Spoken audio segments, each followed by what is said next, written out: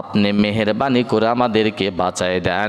আল্লাহর পয়গম্বরের ব্যাপারে আপনি একটু দোয়া করেন, এমন দোয়া করবেন আমরা যেন বিজয় লাভ করি আর পয়গম্বর যেন পরাজিত হয়ে যায়। আপনারাই বলেন, আল্লাহর পয়গম্বর বিজয় হবে না পরাজিত হবে? বিজয় আল্লাহর পক্ষ থেকে। আল্লাহ পাক রব্বুল আলামিন বললেন, পয়গম্বর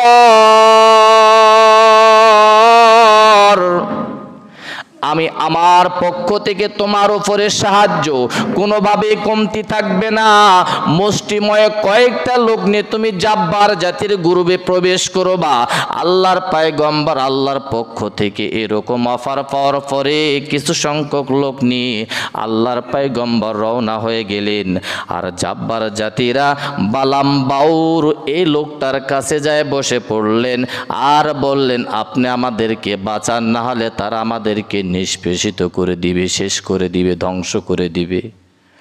বালাম বাউর বললেন, আমি পয়গম্বরের ব্যাপারে দোয়া করতে পারবো না।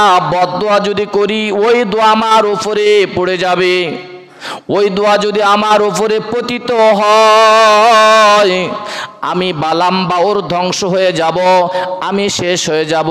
তোমরা জাতিরা টিকে থাকবে কিন্তু আল্লাহ আমাকে টিকে রাখবে না।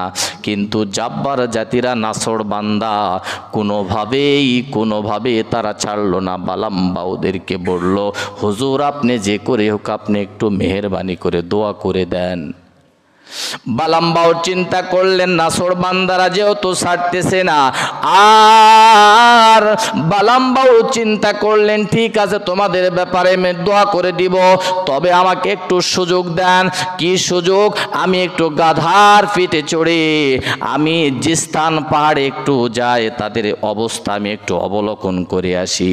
বালাম বাউর আস্তব করে গাধার উপরে চড়ে আরোহণ করে রওনা হয়ে গেলেন জিস্তান পাহাড়ের দিকে।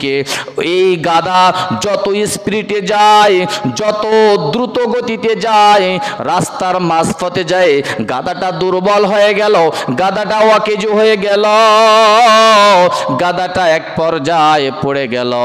বালাম বাউর সামনে আর যেতে পারলেন না।